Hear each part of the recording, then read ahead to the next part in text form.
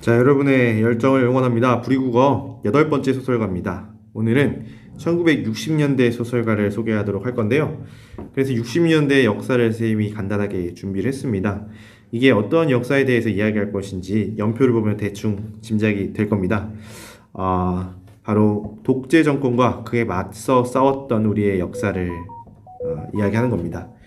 이승만 대통령이 여러분도 잘 알다시피 여러 차례의 개헌을 통해서 독재 정치를 하려고 했어요.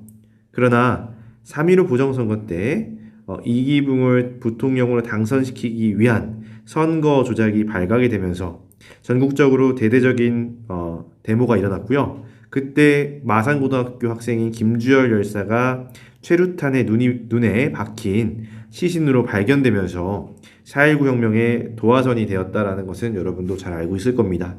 이 4.19 혁명은 전국적으로 186명이 사망한 사건이었고, 전국적으로 거셌던 혁명의 열기, 민주화의 열망에 의해 4월 26일 혁명 일주일 만에 이승만은 하야를 선언하게 됩니다.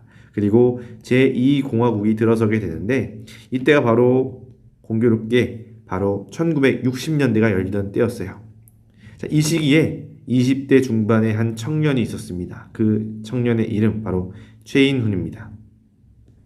최인훈은요, 그동안 본인이 써왔던 소설이 있어요. 근데 그 소설이 내용이요, 북한의 이데올로기를 비판하는 동시에 남한의 이데올로기도 비판하는, 어떻게 보면 반공산주의를 지향했던 우리 이승만 정부 시기에는 절대 나올 수가 없는 그러한 소설이었습니다. 그런데 4.19 혁명이 허락한 1960년 이 시기의 자유가 최인훈 작가가 그 소설을 발표할 수 있도록 만들었습니다. 여러분, 그 소설의 제목 여러분이 잘 알고 있는 바로 광장입니다. 오늘은 광장에 대해서 공부를 해보겠습니다.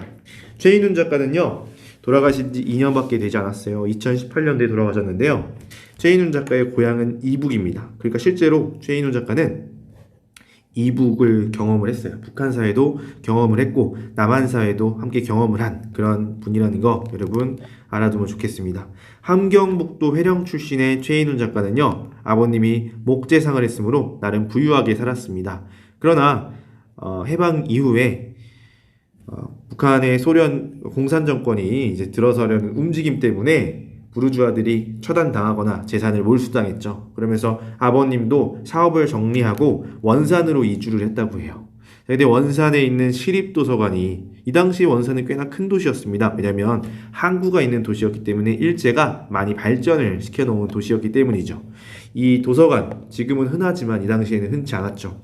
원산 시립도서관을 다니면서 최인훈 작가는 문학가의 꿈을 키우게 됩니다. 이후에 1950년 전쟁 무렵에 월남을 하게 됩니다.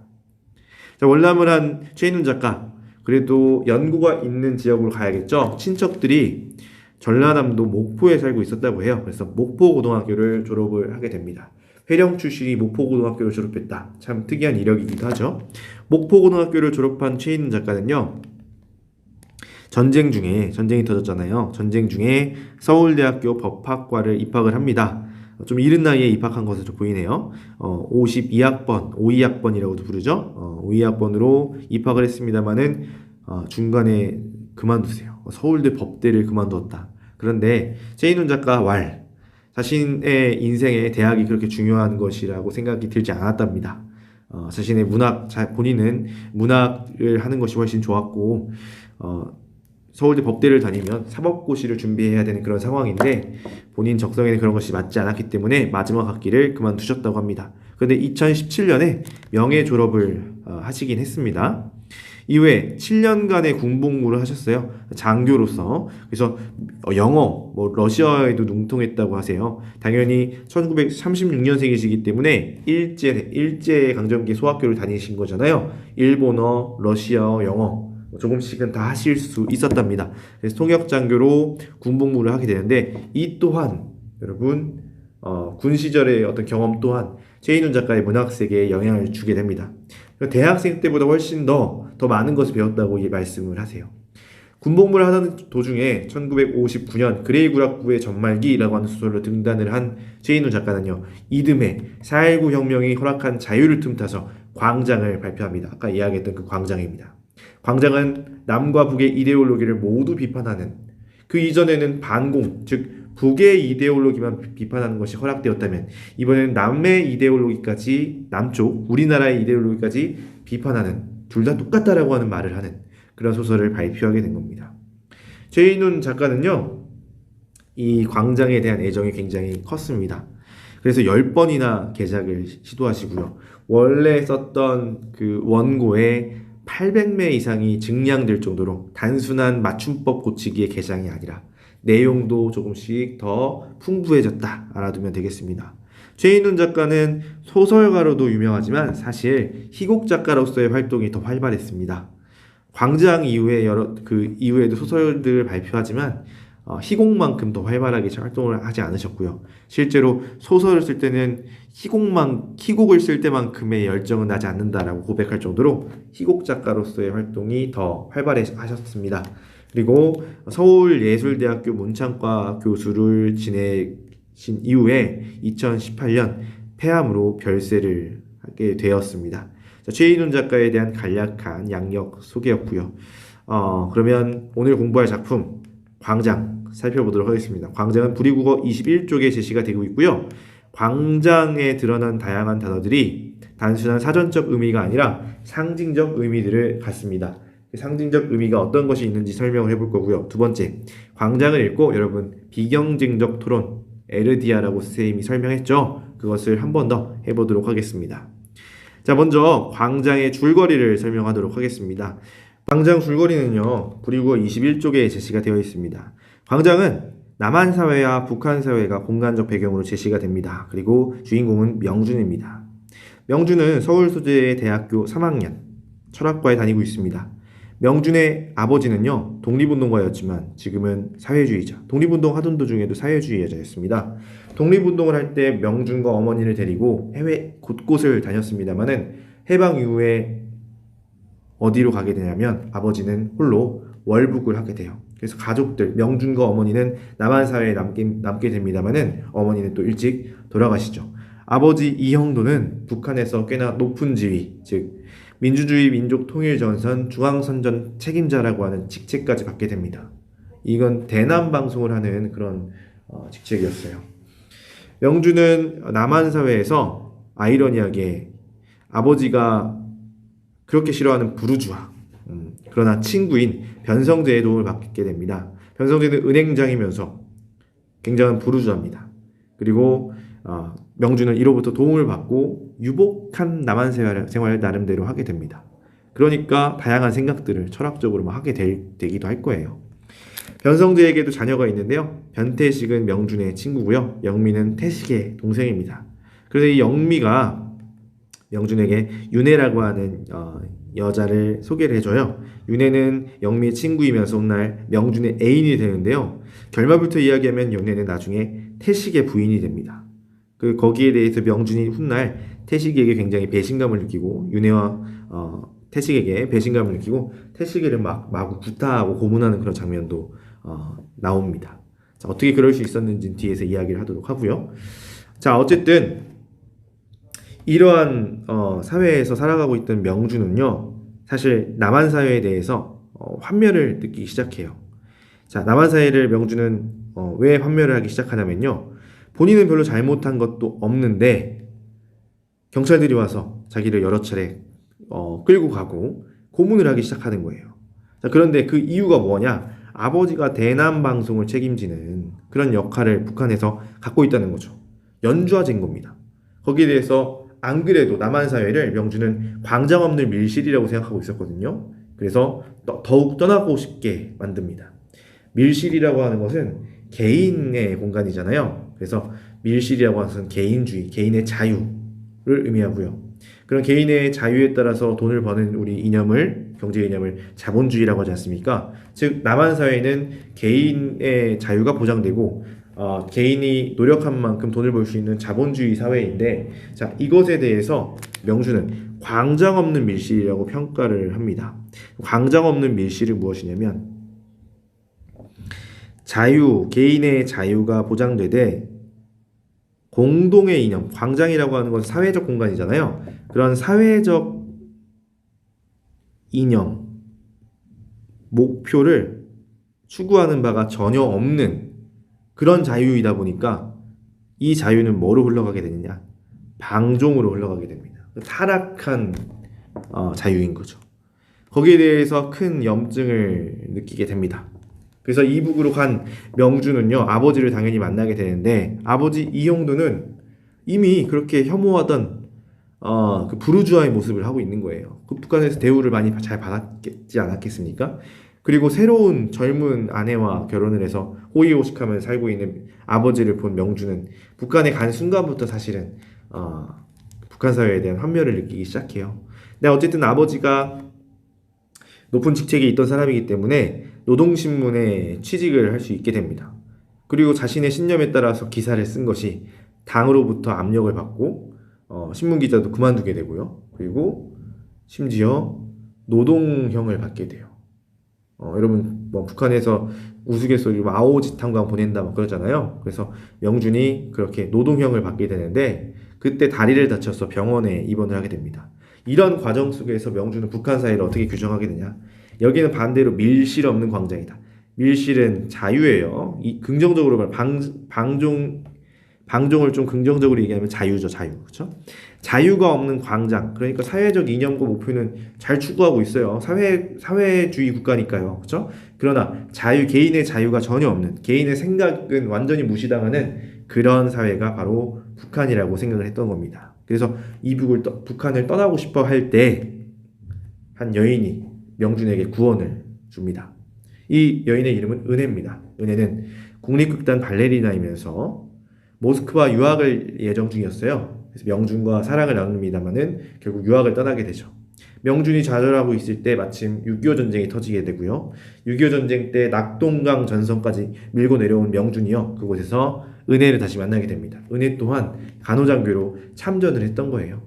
그래서 이때 낙동강에서 은혜와 명준은 다시 새롭게 사랑을 하게 되고 이 광장 없는 밀실 없는 광장, 북한 사회와 남한 사회로부터 어떤 이념적인 이상향 추구에 실패했던 명준은요, 은혜로부터 구원을 얻게 됩니다. 사랑이 어떻게 보면 도피처가 된 거죠. 그런데 그것도 잠시였어요. 은혜와 명준이 이 사이에 아이를 갖게 됩니다만은 그 고백, 그러니까 당신의 아이를 갖게 되었어요라는 은혜의 고백이 얼마 안 있어서 미군의 폭격으로 은혜가 죽게 됩니다. 그리고 곧 명준도 국군의 포로가 됩니다.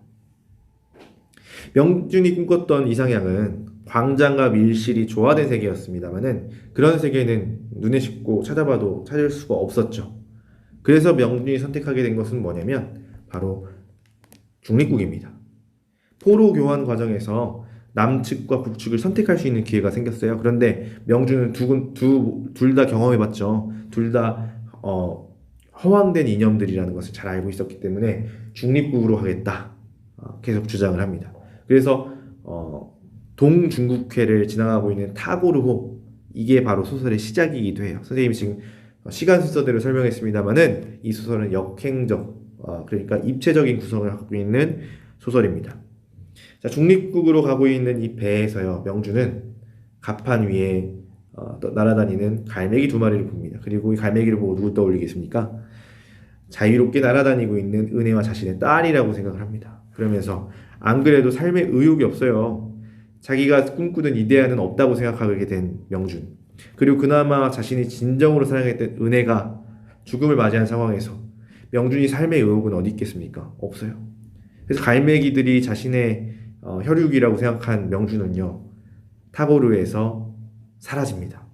그 말은 자살을 암시하는 거죠. 이 명준의 이 자살을 암시하는 장면이 또 있어요. 명준이 자기도 모르게 부채를 침실에서 들고 오게 되는데 불채를 펼치면서 이런 생각을 하게 돼요. 부채의 요 테두리 부분은 뭐다? 남한에서의 삶이고 점점 안쪽으로 들어오면서 지금 현재는 이곳 사북자리라고 부르거든요. 부채를 펴고 접을 수 있는, 그러니까 가장 좁은 부분이에요. 여기에 자신이 몰려있다, 즉 극한의 상황이라고 생각하는 거예요. 그것이 바로 현재 지금 본인이 타고 있는 타고르호입니다. 그래서 사실 명주는 더 이상 물러설 길 없기에 넓은 바다로 뻗쳐나가는 광장으로 내렸을 수 있게 되는 거죠. 그죠? 이쪽으로 사북자리면 이쪽으로 다시 넓어지잖아요. 그래서 그쪽으로 뛰어내리는 그런 장면이 펼쳐지기도 한다는 겁니다. 자, 이렇게 해서 광장의 줄거리를 살펴봤는데요. 광장에는 사전적 의미가 아니라 상징적 의미가 꽤 중요하기도 합니다. 그래서 상징적 의미에 대해 살펴보자면 광장은 사전적 의미는 이래요.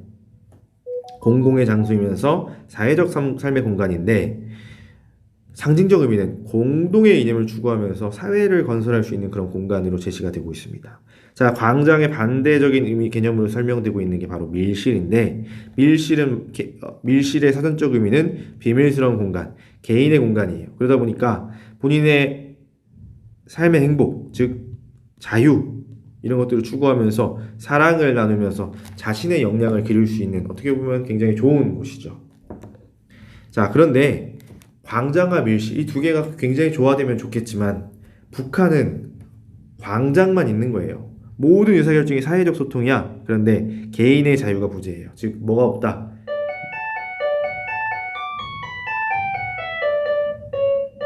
밀실이 없는 겁니다. 그렇죠? 자, 반대로 남한은 뭐만 있는 겁니까? 밀실만 있는 거예요. 자유가 개인의 행복, 개인의 삶, 자유가 넘치지만 사회적인 소통이 없어요. 그러다 보니까 방종이라고 했죠. 그런 사이인 겁니다. 광장이 부재한 겁니다. 북한은 밀실이 부재한 거고 명준이 꿈꾸는 것은 이 광장과 밀실이 적절하게 조화된 그런 사회인 거예요. 그러면서 자연스럽게 인간적인 교감, 사랑 같은 것이겠죠. 그런 것이 이루어지는 그런 자유스러운 공간을 원하지만 그런 곳이 없다고 명준은 판단을 했을 겁니다. 자, 그러면 본문을 한번 살펴보도록 하겠습니다. 본문이 좀 어려웠을 거예요. 광장이라고 하는 소설이 쉬운 소설은 아닙니다. 굉장히 철학적이고 관념적인 말들이 많이 나오고요. 그래서 어렵게 느껴질 수 있어요. 가독성도 좀 떨어지고요. 그래서 선생님이 간단하게 최대한 설명하겠습니다. 이해를 해주십시오. 다 읽는 것은 의미가 없을 것 같아요. 중요한 것들만 언급을 하고 넘어가도록 하겠습니다. 먼저 이 장면은요. 남측의 설득자들이요. 명준을 설득하는 거예요. 뭐 여러 가지 이야기를 합니다. 당신을 잃으면 민족에 너무 큰 손실이다. 당신 너무 젊다. 내 동생처럼 생각하고 있다. 그래서 개인적인 조력까지 제공할 테니 넘어와라. 그러나 명준은 유명한 대사입니다. 중립국 절대 응하지 않습니다. 그런 장면들이 나오고요. 어쨌든 이 남측의 설득에 응하지 않은 명준의 생각, 즉 내적인 독백이 그 다음에 이어집니다. 자, 무슨 말을 하냐면 준다고 바다를 마실 수 없는 이란 말부터 시작을 해요. 그러니까 명준의 머릿속의 생각이고 그렇기 때문에 독자들이 바다가 뭘 의미하는 것이지? 라는 고민에 빠지게 되죠. 그런데 읽어보면 바다가 무엇을 의미하는지 대략 파악이 됩니다. 자, 사람이 마시기는 한 사발의 물. 우리가 갈증이 나면 마셔야 되는 것은 바닷물이 아니라 물입니다. 바닷물을 마셨다가는 오히려 탈수 증상으로 사람이 죽을 수도 있어요. 자, 그런데 우리가 이 갈증을요, 이념적인 갈증이라고 생각을 한다면 여기에 줘야 되는 것은 물, 그러니까 이상향에 가까운 어떤 것들을 부어줘야 되는데 지금 남측에서 주고 있는 것은 뭐예요? 바닷물이잖아요. 이것은 이상이 아니라 이상처럼 보이지만 이상이 아닌 무언가예요. 즉 준다고 해서 이것을 마셔서는 안 돼. 그러면 어때요? 이 갈증이 오히려 더 깊어진다고 그 얘기를 하고 있는 것처럼 느껴집니다. 자, 아무튼 허황하고 가지는 것도 철없는 일이다 이렇게 생각을 합니다. 자, 그 다음 쭉 보다가 무슨 내용이 나오냐면 자, 가난한 땅에서 자란 지식노동자의 슬픈 환상, 그러니까 뭔가를 믿었던 거죠. 과학을 믿은 게 아니라 마술을 믿었대요. 과학은 굉장히 논리적인 거고요. 마술은 허황된 것이죠. 그래서 무슨 말을 하냐면 바다를 한 잔의 영생수로 바꿔준다는 마술사의 말을 자, 일단 남한 사회에서 제공하겠다라고 하는 것은 사실은 바다다. 그렇다면 이것은 이상적인 것이 아니라 이상세계와는 거리가 있는 남한의 모습을 바다에다가 비유를 했다고도 볼 수 있다는 거죠. 그런데 바다를 한 잔의 영생수로 바꿔준다는 마술사의 말이라는 말이 나오는데 이 마술사가 누구예요? 아까 위에서 나온 이 설득자입니다. 온갖 감언이설로 허황된 말들로 명준을 설득하려고 하는 남측의 모습을 마술사라고 표현을 하고 있어요. 그러니까 이들은 거짓말하는 거야. 과학이라고 하는 논리적인 기법으로 접근을 하는 것이 아니라 약을 팔고 있는 거죠. 그렇죠? 어쨌든 어리석게 신비한 술잔을 찾아 나섰다가 낌새를 차리고 항구로 돌아보자.